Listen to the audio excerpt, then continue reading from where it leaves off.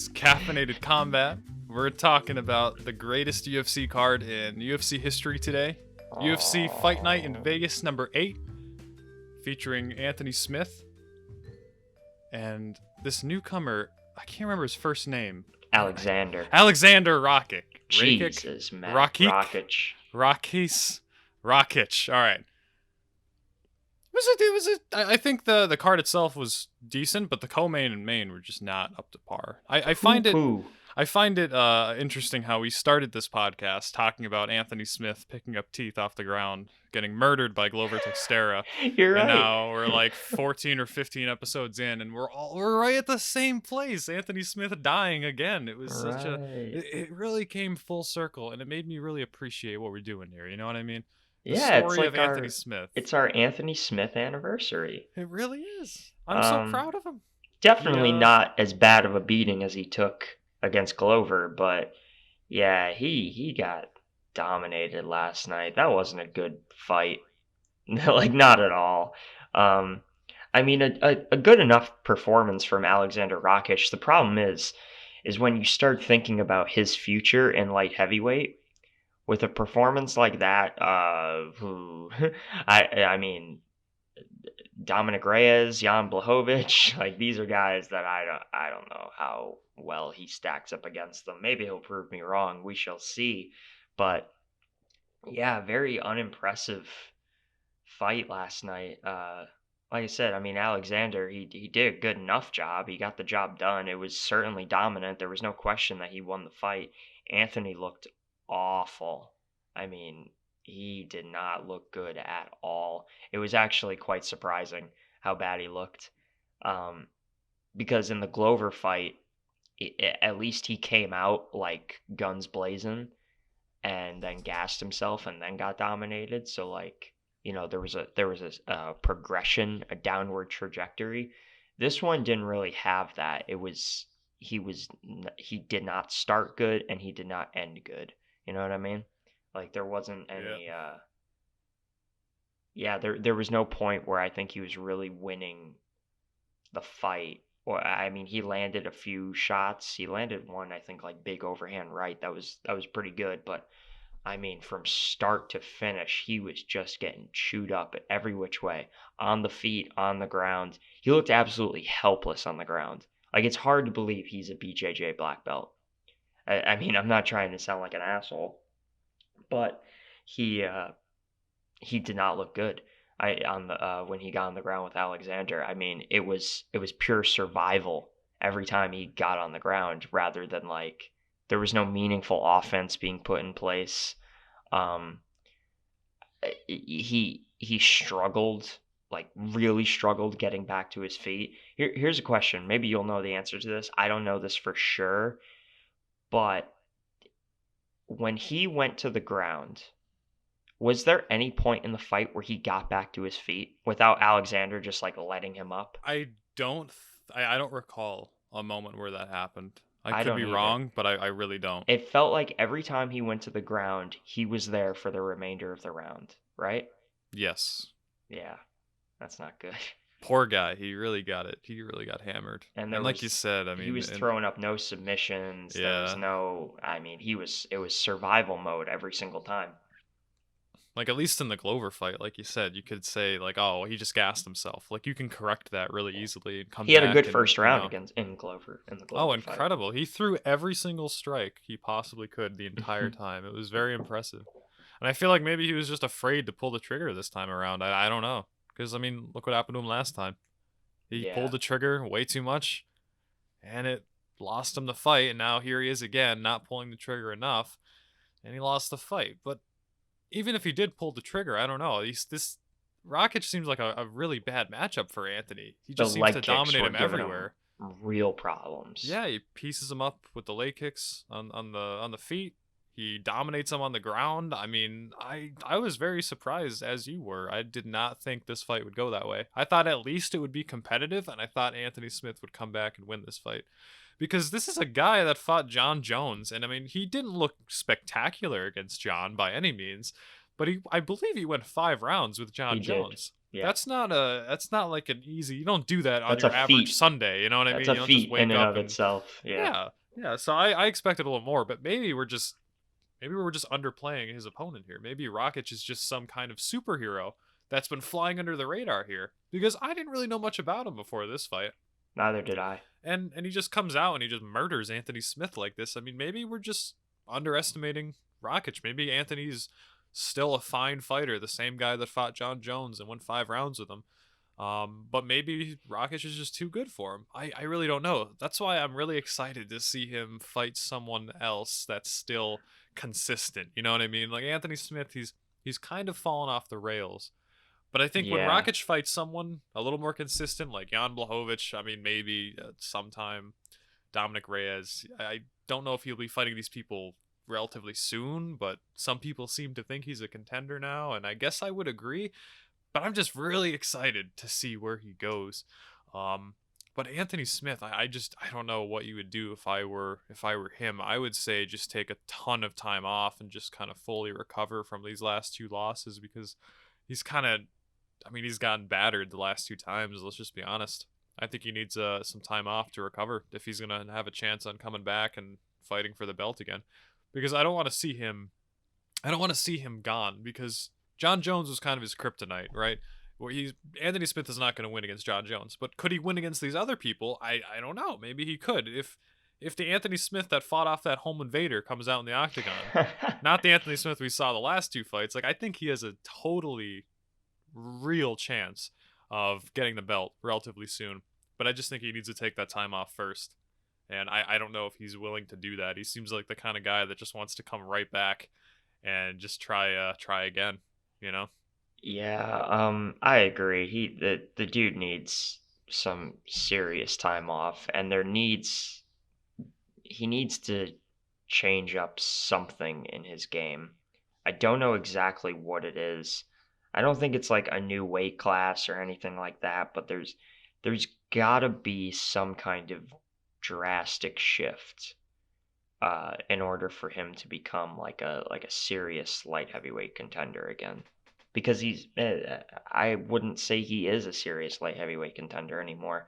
I think too many other people have passed him by for that to, be I guess you can give Aleksandar Rakic, the winner of um Jan and Dominic, give him the next title shot after their fight, and then maybe you gotta put like Glover Teixeira or somebody like Anthony Smith has taken a lot of steps backwards recently.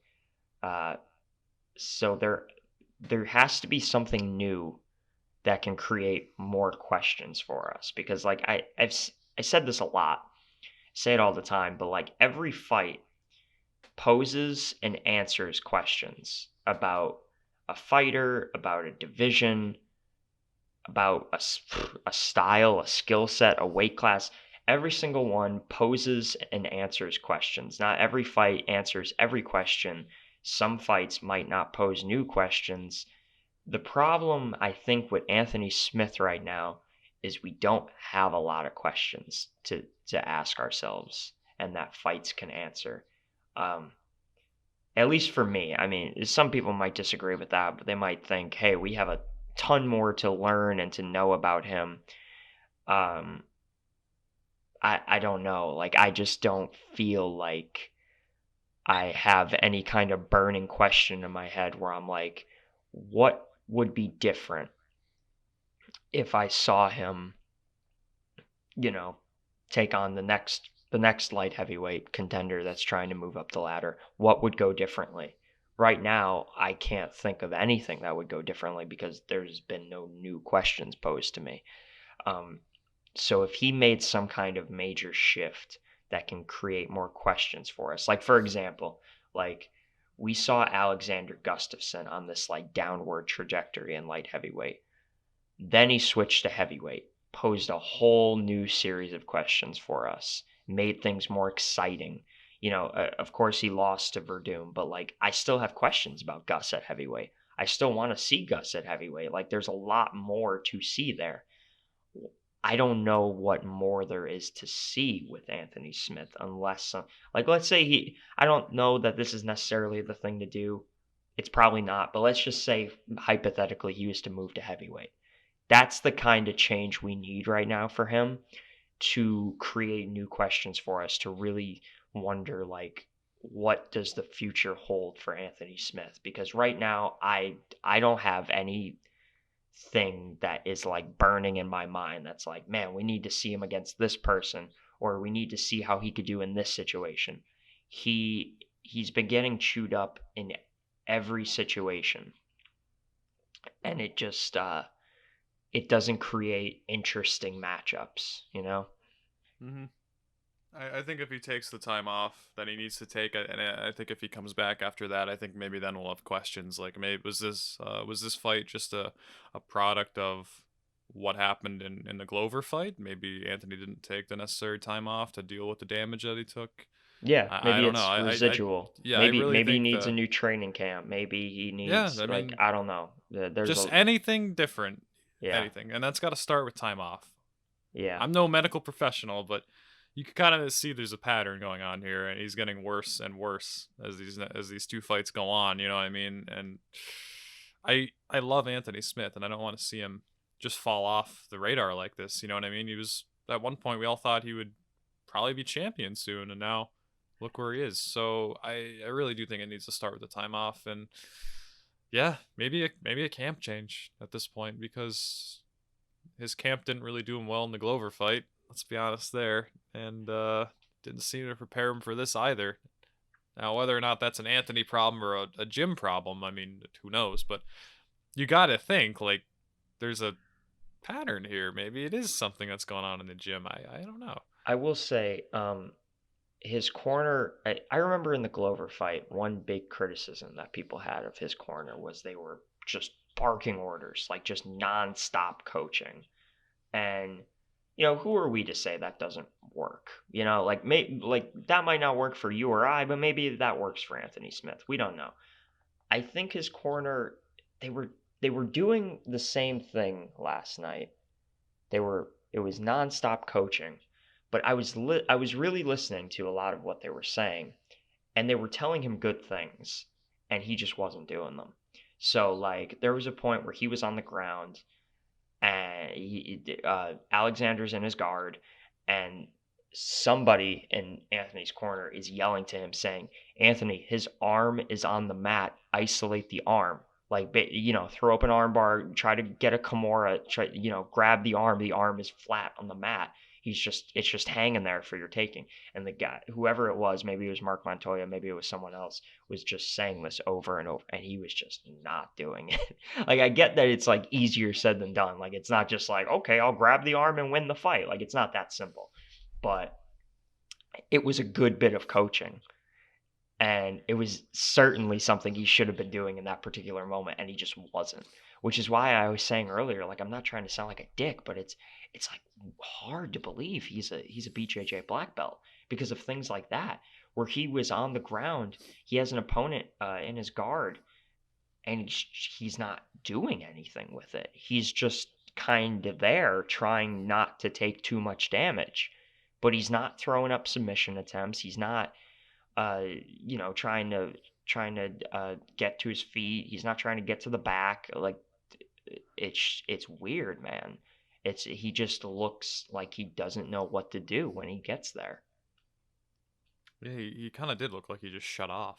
You know, Mm-hmm. it really didn't seem like the guy we once knew.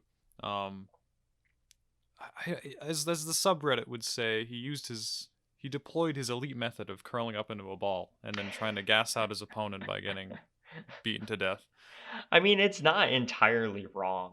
Like that's kind of just what he did last. I'm not saying he had the intention of doing that to gas out Aleksandar. I don't think that was the game plan, It's a but good game plan. that is certainly kind of what he did. Yeah. He did kind of just curl up and take a And beating. how about those leg kicks?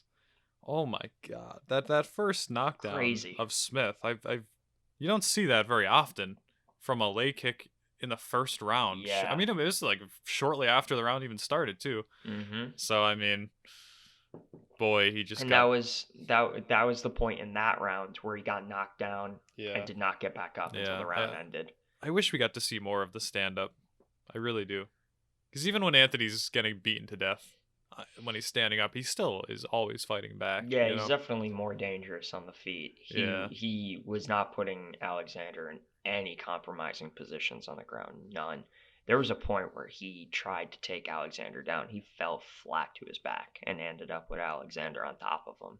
I was like, wow, man. Whoa. Like this is not great. Another thing I want to bring up, one of the lamest endings to any fight I've ever seen. That was garbage. Aleksandar was in Anthony Smith's guard and he heard the clapper for 10 seconds, just got up to his feet. Anthony started getting up ready to fight. He dashed at him to like as if he was going to throw like a flying knee or something, then stopped, then turned around, threw his hands up, and that was it. That was all like within the last 10, 11, 12 seconds. That is so fucking lame. I hate that shit, man. It was strange, wasn't it? You acted like you just like walked off with some crazy KO. Like, what are you doing? And the funny part is, and I saw someone say this on Instagram, and it's totally true, that Dana was criticizing somebody on Contender. He was one of the Kosi brothers. I think the older one. Yeah. You're right. That is who it was. It wasn't even like a thing of him, celebrating prematurely or anything like that. He heard the clapper for the 10 seconds, and then it was in between rounds, I think. It wasn't the end of the fight. Yeah. And he stopped to like put his hand out and like, show respect to his opponent. And that fucking sent Dana into a fury when I think it was just an honest, like... I think it was like I don't even think it was the 10 seconds. I think it was 3. It was a 3-second marker. He looked up the clock, saw 3 seconds, and then did his respectful gesture. So I can't imagine how Dana was feeling about last night. Yeah, with Aleksandar. That had to piss him off. That's even worse. Yeah, I mean, what Kosi did, it was like, it was... That's an honest mistake. Like that seems like something you do out of habit. You know what I mean? Dana was like, he looked like he was trying to quit, and the dude got really offended when Dana said that. Yeah. He was like, I do not quit. Don't say that I quit. I remember he was saying that. You couldn't hear any audio. You could just you're trying to read his lips. He's like, I would never. But then when he did, after he got the contract and he went to talk to Lorisenko, he was like, I took offense to that. I was like, good for you, man. I don't blame him, man. Stand I think Dana is. I think to get mad about that is a little bit too far. That's a little bit anal about the whole aggression thing. You're like, just bleed. Like you could 3 seconds end of the round, show some respect. That's don't not sign someone up because of that. You know what I mean? Yeah. But obviously the older or maybe the younger brother, I don't remember who it was. It's the second fight, right? The second Kosi brother, the main event. I don't remember if it was the older or the younger, but I can't remember. It doesn't really matter. They look exactly the same. You wouldn't be able to tell the difference. Those guys are gonna be real fun, I think. Yeah, I'm really excited for both of them. Is this like the next Diaz era? Nah, they're cool and everything, but they're not Diaz cool. They're not. They don't have that charisma, that West Coast charisma. But I don't think that's a horrible thing. They're very straightforward, stern. They sound come in, do their job. Like they seem like they're from like a military family or something like that. That's how they act. I think it's kind of refreshing to see that, where it's just like you could feel the focus within the two of them. You know what I mean? Nate Diaz is like, man, you playing touch butt in the park, man. Yeah, and then Nick is just laying down with Anderson Silva in the octagon. It's just I miss the Diaz brothers. I miss them too. They're fucking awesome.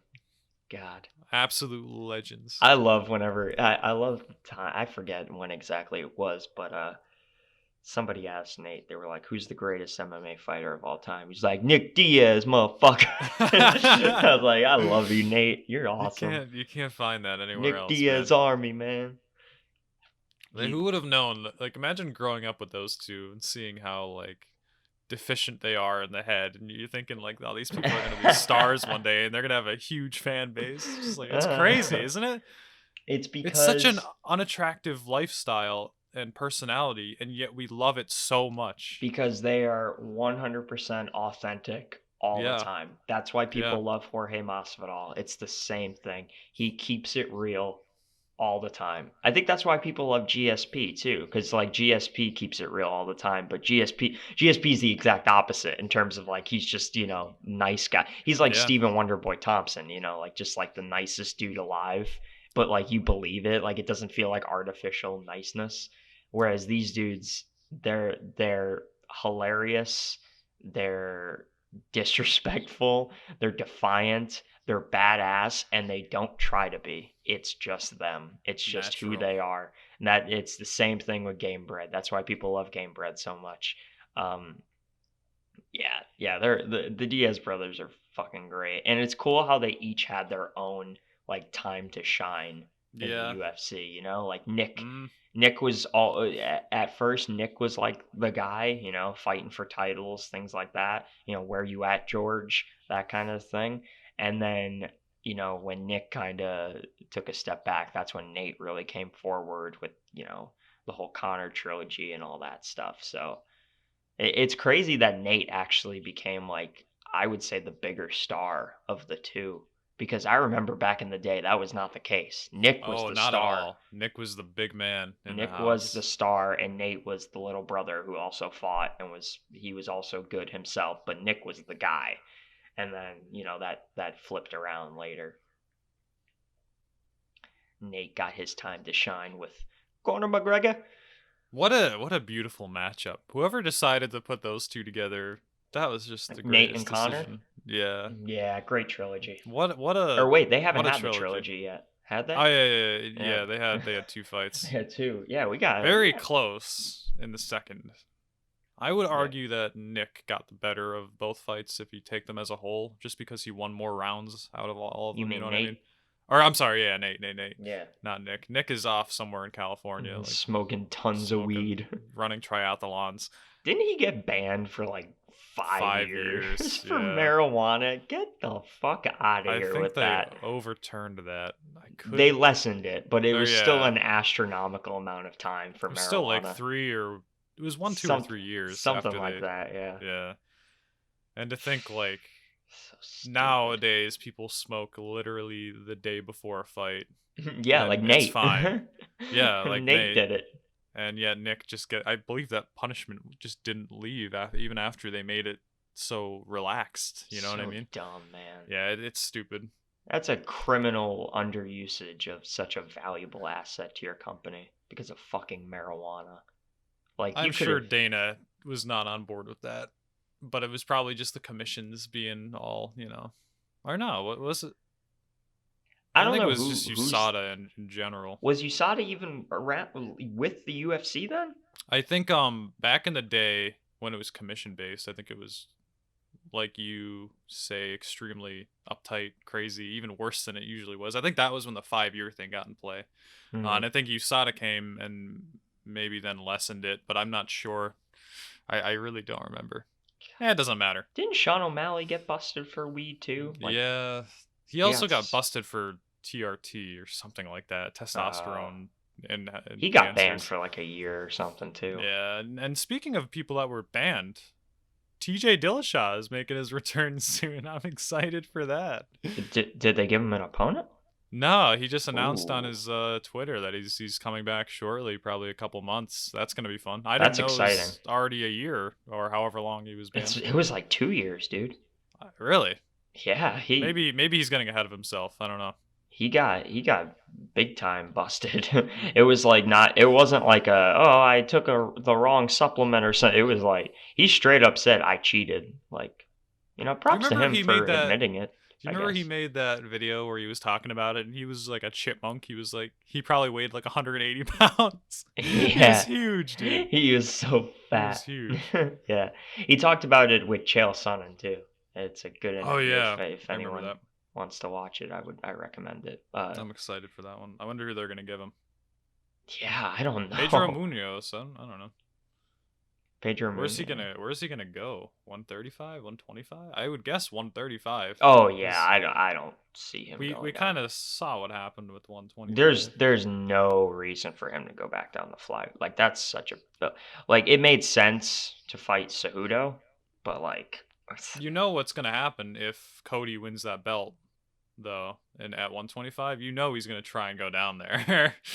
I at least I would think oh, so. you think? Yeah. I would think Oh so. yeah, they're Yeah. giving Cody the title. I completely forgot about that. They're giving Cody Davison Figueiredo.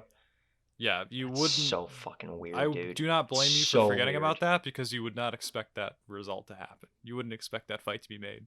You know, like, oh, Cody makes a comeback and does really well at 135, so let's give him a title shot in a different division. So weird, dude. I think it's the right move business wise, but I still think it's I strange. guess, yeah, just to give Breathe some some life into to that that division. Yeah. yeah, because you have next to no one down there. I think you got some life now with Davison for sure because Yeah. of how well he did against Joe Benavidez. But like, who else? Who And Ray like? Borg just got cut. Did he You know, really? he got cut a while ago, and then he just retired from MMA entirely. Oh shit! So it's not looking too bright, but Cody Garbrandt's coming in and he's saving the division. I You mean, know? who Askarov? Like, come on, Dude, he looked so good in his last fight. Oh my god.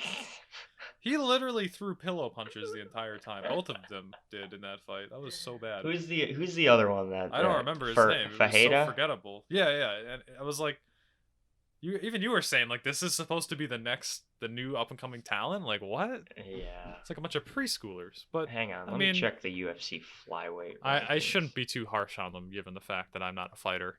Maybe they just Yeah, cancel each you're other allowed out very well. I'm You're allowed allowed to to criticize. criticize, but I shouldn't call them Yeah. pillow punchers. Maybe that's a little too far.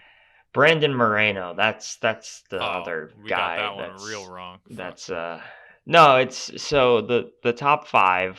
Joe Benavidez at number one, then Brandon Moreno, then Askarov, Alex Perez, Alexander Pantoja. I think that's who I was thinking of. Yeah. Pantoja, not Fajeda. Jussier Formiga, Kai Kara France. Dude, I don't Give know. us Cody, baby. That's all we need. I don't know who any of these people are. David Dobrik's in flyweight. No, that's pretty cool. David Dobrin is in UFC. Wow. Yeah, Jesus, that division, man. That division.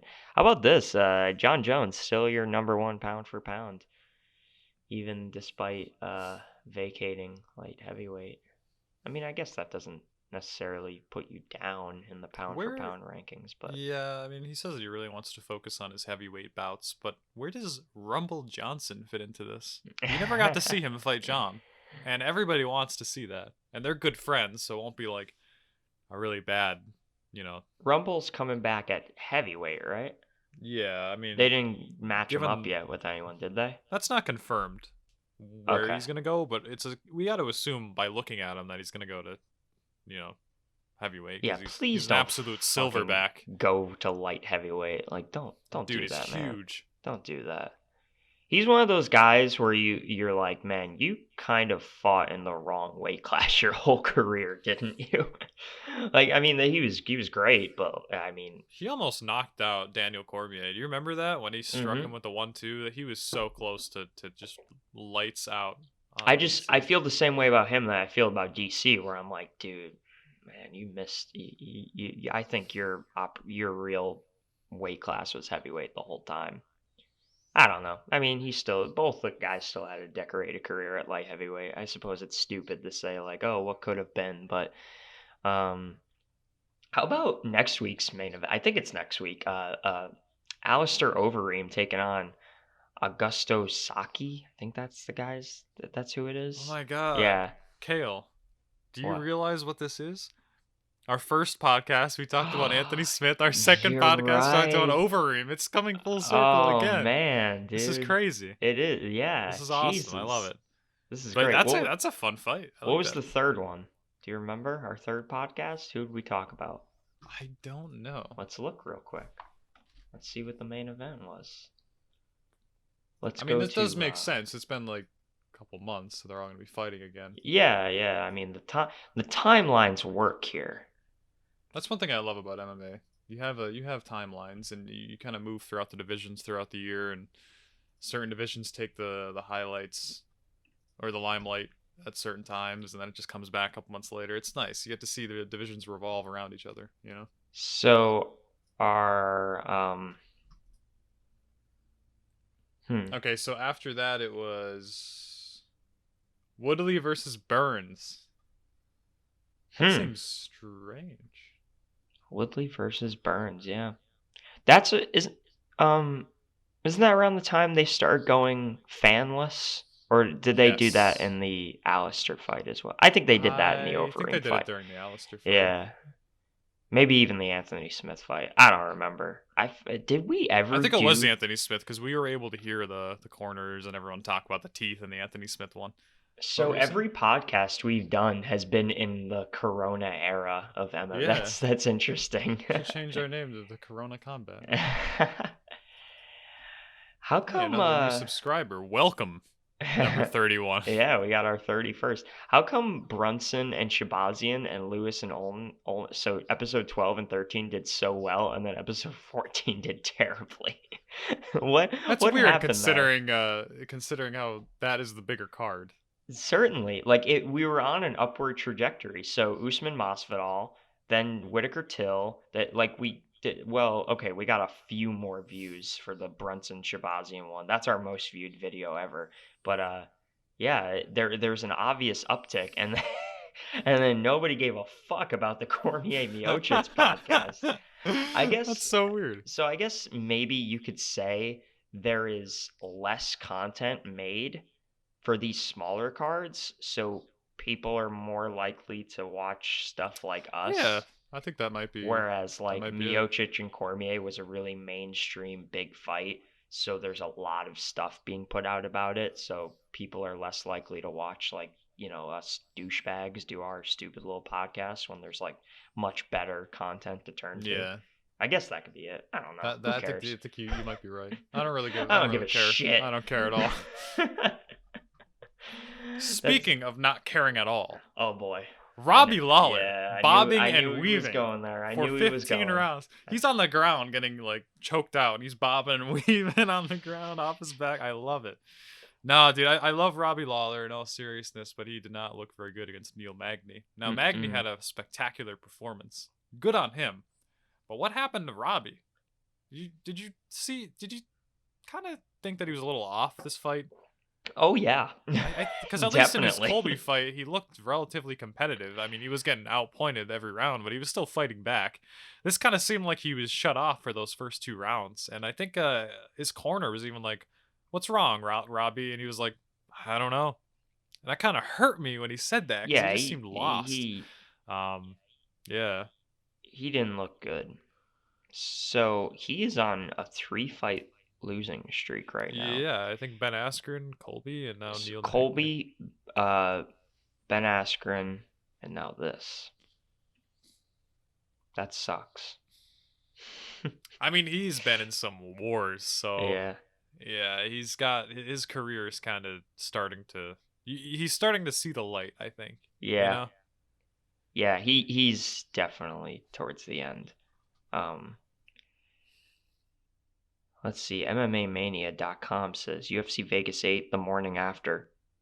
Robbie Lawler doesn't have it anymore. Okay. That feels a little... That's a little harsh. That feels a little brutal, but yeah. I mean, they're not entirely wrong. No, I mean, I wouldn't necessarily argue you on that. I would simply argue you on your phrasing of it and your vernacular. You just killed the man. Jesus. You might as well just write, Robbie Lawler sucks. Jesus Christ. They toasted him. Man. Robbie's he's gonna end it all. He's gonna write the note, and they're gonna be the ones responsible for it. MMAmania.com. He's gonna sign them. Yeah. Everything I work for, motherfucker. Poor Robbie, man. Yeah. But I mean, performances speak for themselves, and like you said, we had questions, and he gave us the answers. Whether or not those are permanent answers, I don't know. I think if he takes some time off, like Anthony Smith, maybe he comes back and does better, but maybe his career has just slipped out from under him. I can't say. I would argue that he still has some fight in him.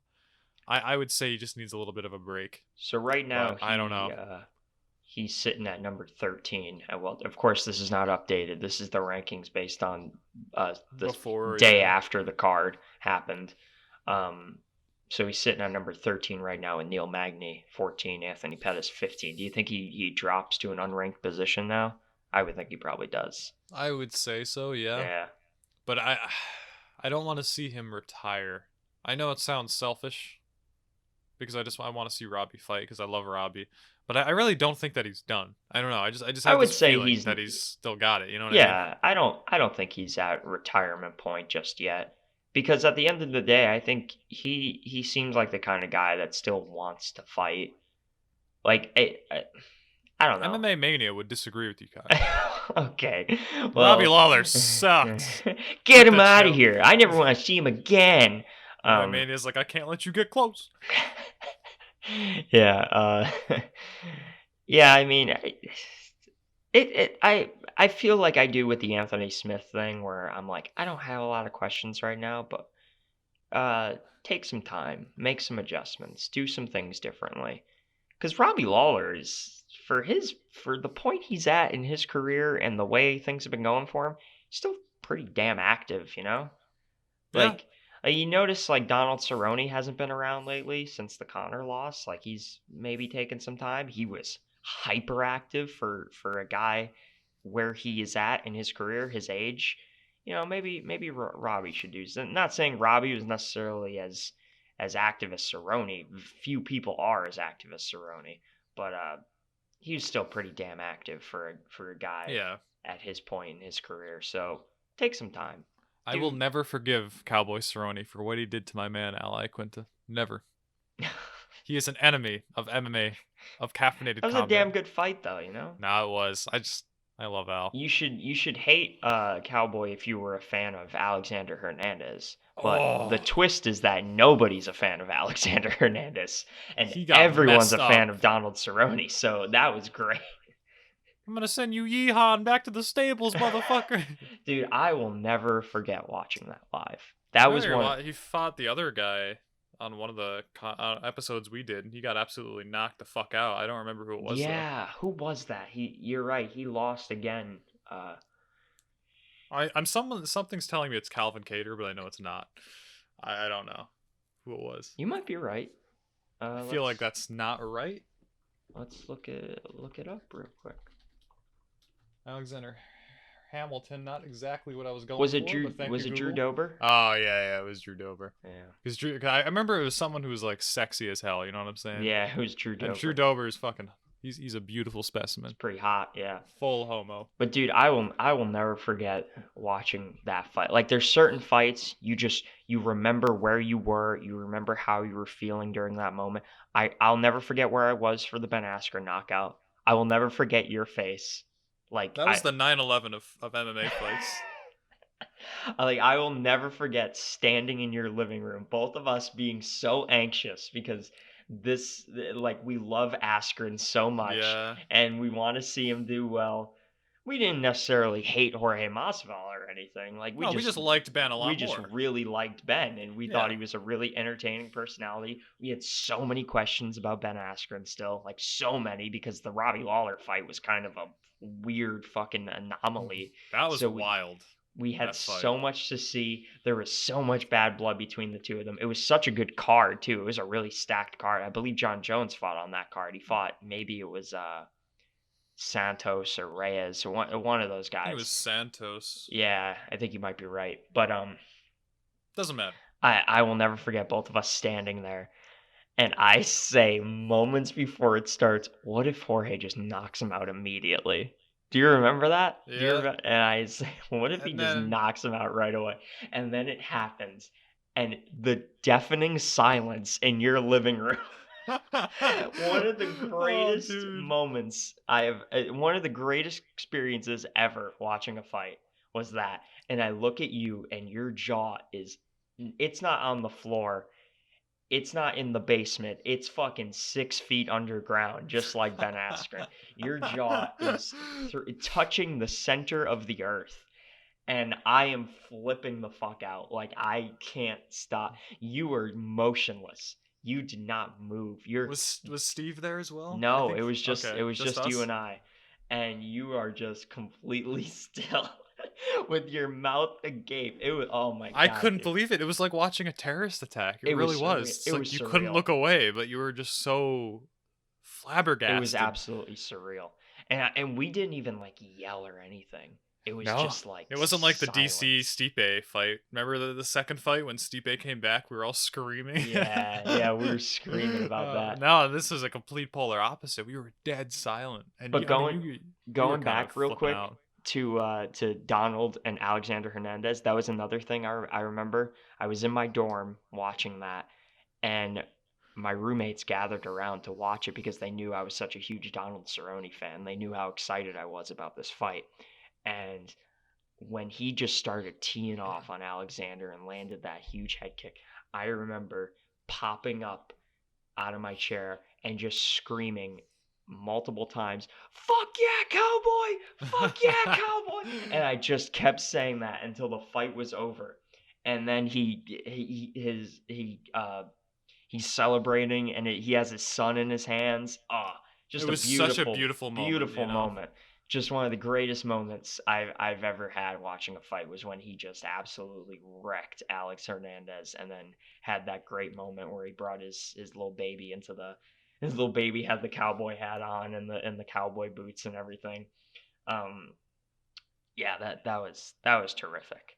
Those are three memories that stick out heavily in my mind. Donald taking out Alexander Hernandez, Stipe taking out DC, and Jorge taking out Ben Askren. I do agree with you though that it was like the 9/11 of MMA in that I guarantee you everyone who's like a legit fan remembers where they were for that knockout. Oh yeah, 'Cause it was 100%. nuts.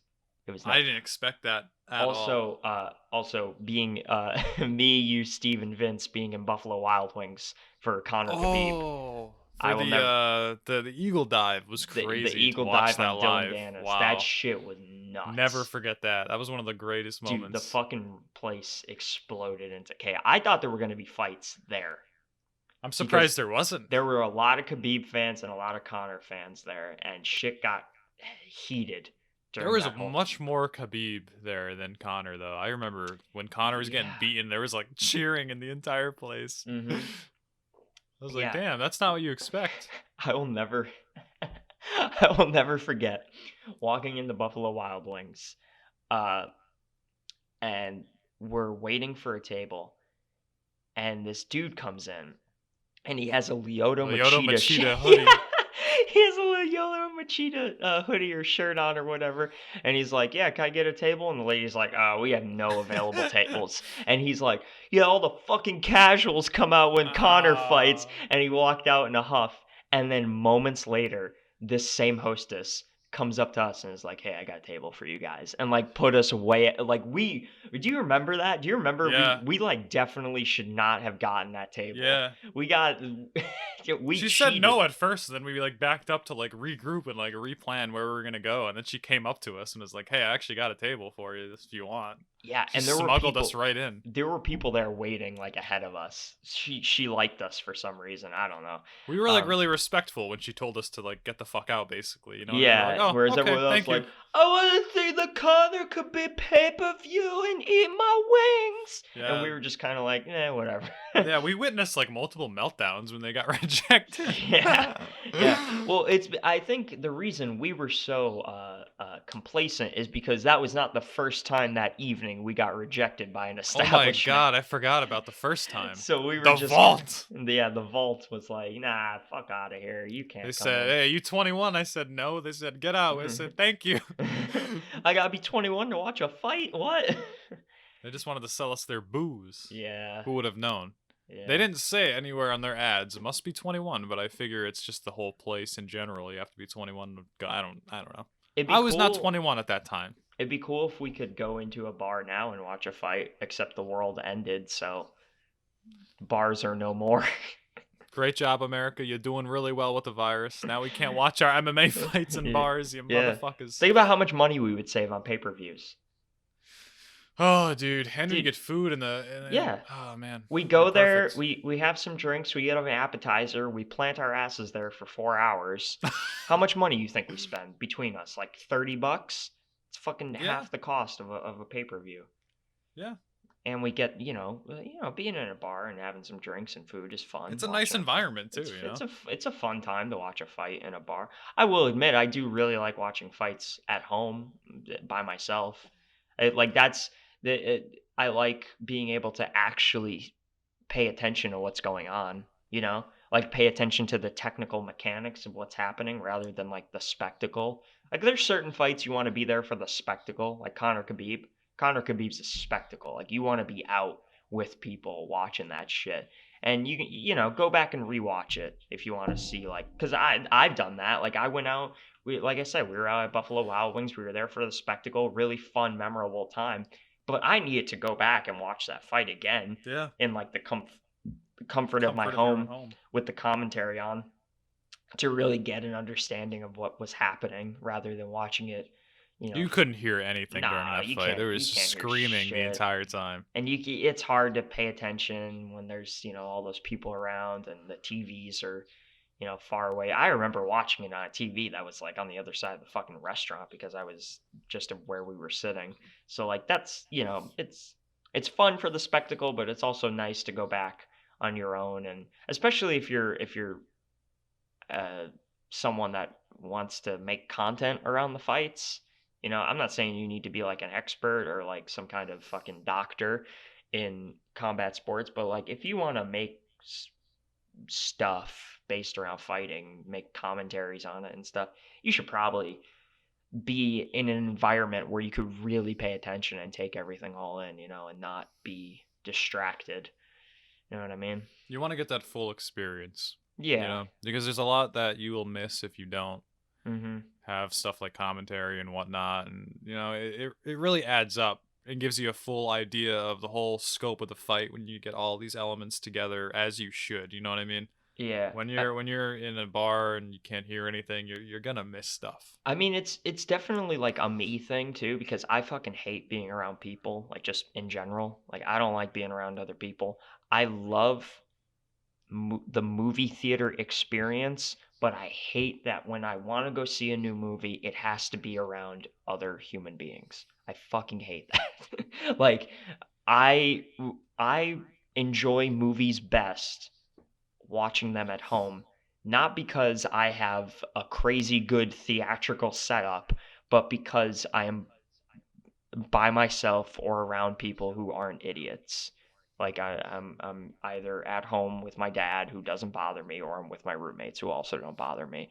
So, but I hate going to the theater and walking into a theater and it's packed with people and I'm like these people are going to be fucking troglodytes the entire time. Like I'm not going to be able to pay attention as well as I should be able to. Sometimes it's a good thing. Avengers Endgame, it was great being in a theater for that on opening Right, night because people because were adding people to the experience, weren't they? yeah. And one of the good things about going to a movie that is so big on opening night is that everyone that is in there bought their tickets way ahead of time and they're just as invested in it as you are. So like when they should be quiet, they're quiet. When they should be laughing, they're laughing. When they should be cheering, they're cheering. Like going back to like just memorable, awesome experiences. Being in a theater when Captain America caught Mjolnir, like that was one of the coolest fucking experiences ever. And it would not have been as cool if I was home alone watching that, right? Like that was something that was great to experience in a theater. Like just and when he said Avengers assemble and the whole theater erupted, like that's awesome. That is so awesome. But I then went to see Avengers Endgame a second time, obviously not opening night. And the theater experience was much worse. So, because people just don't give a shit, right? Like, spoiler alert, if you haven't seen Avengers Endgame, I don't know why you haven't yet, but I remember when Iron Man died. When I saw it the first night, opening night, with that great group, that great theater, dead silence. Like, you could hear a pin drop.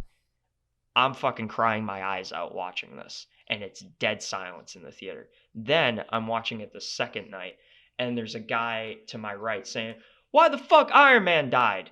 Wake the fuck up, Iron Man!" And I'm like, "Oh my god, Brother, dude, you need to stop, stop. stop!" Like it just obnoxious ass people. Um, but sometimes things like that could be funny. Like I remember the opening night for Endgame when uh, Thanos got his head chopped off right in the beginning. Dead silent, or like some gasps and stuff in the arena when that happened because it was so shocking.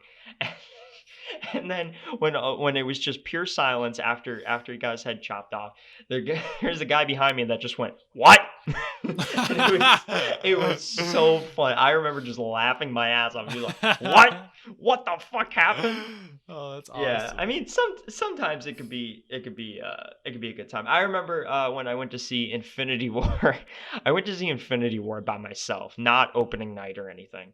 All my friends had gone to see it opening night, and I didn't because I was a stupid bitch. But then I went to see it by myself, and it was not a good theater experience. And this dude came up to me. He's an older guy. Came up to me after the movie, and he sits next to me while the credits are rolling. I'm sitting there watching the credits, waiting for like a post-credit scene. And he's like, "I didn't like it." I'm like, "Oh, okay." As if I was like the director or something. Like he's He's reporting giving it you to me like, feedback. "I didn't like it." And I was like, "Oh, okay." And he's like, "How come Batman wasn't it?" And I was like, "Well," Oh he no. goes, "Well," I said to him, "Well, you have the Justice League for that." But he didn't interpret it what I was saying. You can go watch the Justice League if you want to see Batman and Superman and Wonder Woman and all them. But he interpreted it differently, and he went, "Yeah, where was the Justice League at?" Like I was adding to his argument, which I was not. And he's like, "Yeah, where the hell were the Justice League?" I was like, He just "Yeah, sits next to you as if you want to talk. I love that. That's yeah." awesome. And I mean, he was a nice guy. He was Was that in funny. Philly? Yeah. Ah, I love Philly. It was funny. But he just went, "Yeah, where was the Justice League?" And instead of trying to be like, "Well, sir, the Justice League is with DC and Marvel is with the Avengers and they're two different," I was just went like, "Yeah, man, I don't know where they were. That's weird." I was like, "Yeah, why wasn't the Justice League in this movie? That's fucked up." You gotta play along with the I crackheads, you just know? I just went along with them, and he was like, uh then he says, then his wife comes up to him. She was in like the bathroom or something. She comes back in the theater. He was waiting for her. Credits are still rolling. And she's like, "Come on, let's go." And he gets up and he he looks at me and he goes, "I won't go see the next one." It's like, "Okay." And he walks out. You should have followed him and see what he does. I wanna like see this guy's life. He sounds He's, like an interesting character, he doesn't he? goes, "I ain't gonna see the next one." I was like, "Okay, man, their loss." Be Their lo-" seeing you. And then Avengers Endgame is one of the highest grossing films of all time. No thanks to him though. He wanted no part of it. I think that he was a critical part of that film though, you know? Without critics like that, where would we know what to do next? You know what I mean? Like, why Yeah. wouldn't we put the Justice League in the Avengers movies? Like, no one thought about that before he came along and kind of opened our eyes. You know what I Well, mean? So that's why they put it in the next film. from what You I know? heard, they were not going to release the Snyder cut until this man came along and said, "Release the Snyder cut." And then Zack Snyder said, "Okay, let me make my garbage movie 4 hours," and now the Snyder cut's coming out. Wait, what's that Christopher Nolan film coming out that's Tenant, only in theaters? Tenant. Are they mad? Is Is Christopher it? Nolan an agent of the plague? It's gonna be in theaters, like for It's sure. only in theaters, yeah. But like, which theaters? Like, are the theaters agreeing to? Oh, I imagine I they are. don't They're know. I just saw an ad and it was literally like, you can't watch this unless you put yourself in danger. And I was like, thank you. Jesus. I Yeah, I mean, will, I won't be going. I don't trust the public in an enclosed movie theater, but thank you. Yeah, I mean, if it's like, if there's spacing like every 3 seats or something, maybe. Like one of those big Yeah, I seats, like those guess. big recliner seats. Not like I don't mean like shoulder to shoulder 3 spaces because I don't think that's sufficient either, but like, hey, my retard university is fucking having people meet in in-person classes, so obviously people just don't care. I'm just worried about all that air circulating for Yeah. 3 hours in that fucking theater. And you know people aren't gonna wear their masks though. They're gonna be like, "Okay, No, well, not during a movie. I'm comfortable now, so let me take it off." Yeah, you just can't trust people. But Yeah. is it worth it for Christopher Nolan? That's the question you got to ask yourself. It's a risk that you got to weigh yourself. You know what I mean? Like, I'm not a big Tenet fan. I didn't see the first Tenet movie. Well, So I'm not going to go see this Tenet movie. You know what I'm saying? luckily for you, there was no Tenant, so Nice try. nice try, So Christopher how does Nolan. this relate to Robbie Lawler? We're going Oh, to come yeah. back in the end. We're going What- to let you know. Is that what we do here? Is this an MMA podcast? Shit, we really went off the rails this like We went from Robbie Lawler to 9/11 to the Justice League. It was I blame myself. It was all my fault. I always take us in like I just steer us in the most odd directions. But the thing is, I don't fucking care either. Like this, we're not on CBS, guys. Like I don't give a shit if I talk about Avengers during my MMA podcast. We have 31 subscribers. I do whatever the fuck I want here. We don't have many restrictions because the sponsors haven't really contacted us yet and been like, this is where we want you to go and don't shy too far away We're, from it, you know? we're still waiting for Tap Out to email us and say like, hey, you should talk about, not the Avengers, and I tell them to go fuck themselves. But The UAE Warriors are going to be very more strict, so we got to get this out while we can, you know what I mean? You know Before they what? become our They- partner. they never contacted me. But with that being said, I am going to go to my spam folder real quick because who knows? Who knows where it got sent? You know what I mean? That might have been like intercepted by the FBI and like the CIA. You're getting these strange Middle Eastern emails. You're like, what is this? A warrior, you say? I see a notification that says YouTube. Matt the Terrible loves your comments. I always love your comments. You do. Yeah, I don't. I don't like comments, Kyle. I love them, and then Mm. I like them as well. Thank you for that. Yeah, I don't see any. Let me go to promotions real quick. They are a promotion, but you wouldn't know that by looking at them. They don't really promote much. Yeah. Let's Maybe see. not in America. Maybe they do their promoting in their own region. Well, yeah, I would say that's 'Cause probably the case. I got Maybe they a don't have the budget for that. I don't know. I got an email from IO Interactive telling me to pre-order Hitman 3. You know what? I If appreciate you say that so, email. bro. If you say Dude, so, I guess I'll have to. I am so down for that. I love IO Interactive. I love the new Hitman games. I will give you all the monies. You know what I won't pre-order? Assassin's Creed Valhalla. Payday 3. I would pre-order Payday 3 100%. That's gonna be a shit fest with the way that studio is going lately. I can't wait. Really? But back to Robbie Lawler. He's a huge Payday fan. That's Here's why the I bring it thing. Here's the thing about this card. It wasn't terrific. So up. like No.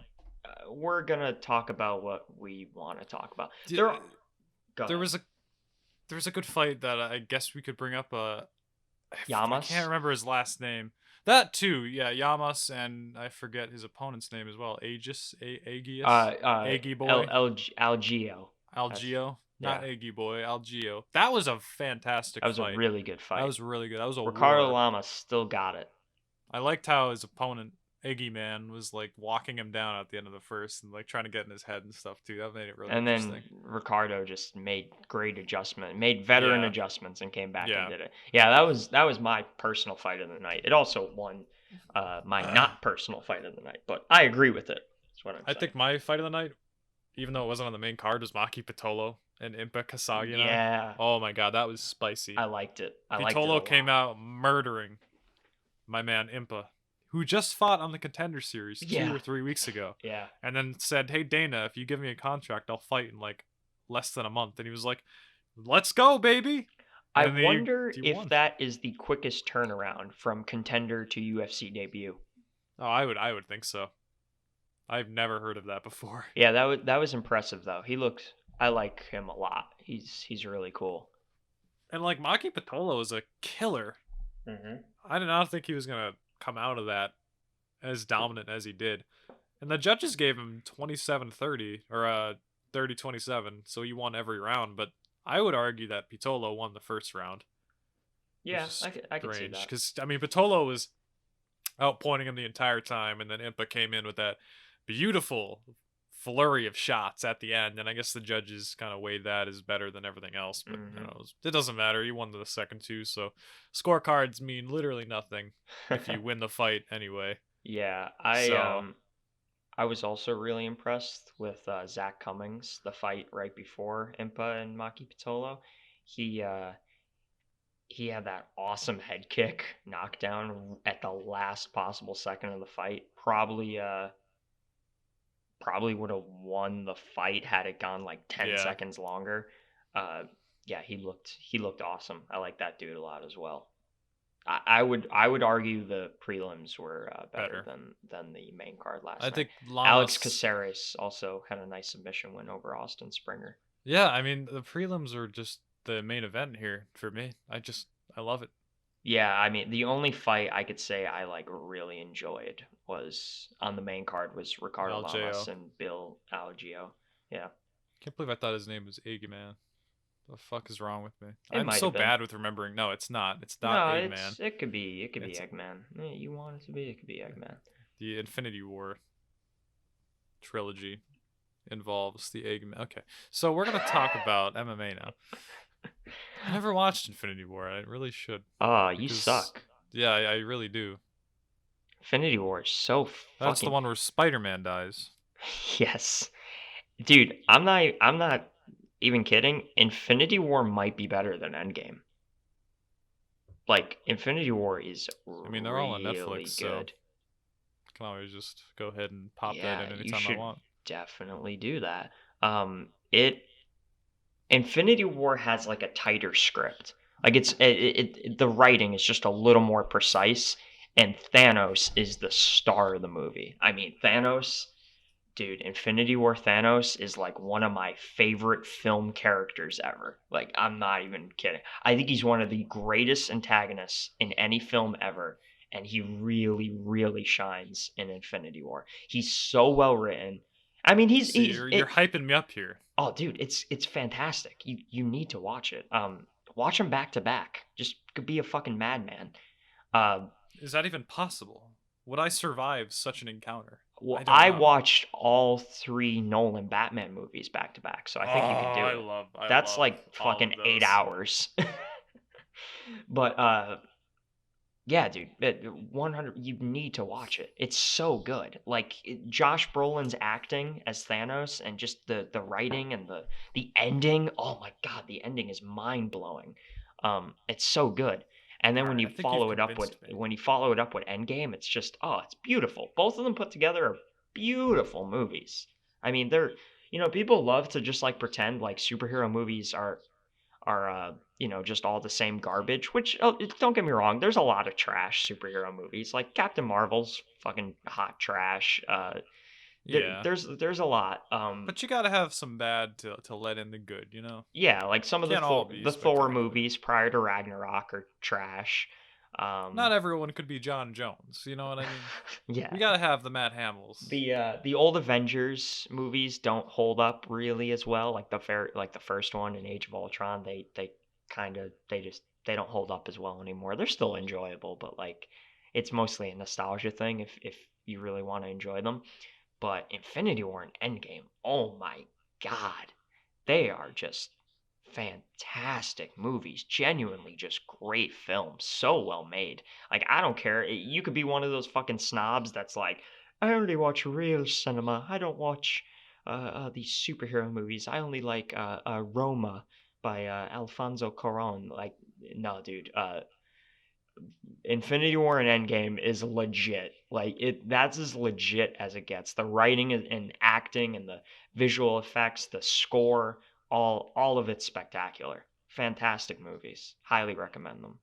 I'm shocked you have not seen I am Infinity War. also shocked that I have not seen them. It seems You're like a everybody has seen madman, them. my brother. I'm just kind of crazy, you know what I It's mean? one You never know what I'm gonna do. like we lived through one of the greatest spectacles in all of cinema, the height of the MCU, that decade period from Iron Man, the very first Iron Man to Endgame. Like that was a phenomenon like in cinema, and it concluded so beautifully with those two movies. And I just fucked off over here watching Cloudy with a Chance of Meatballs. And it's just not very impressive.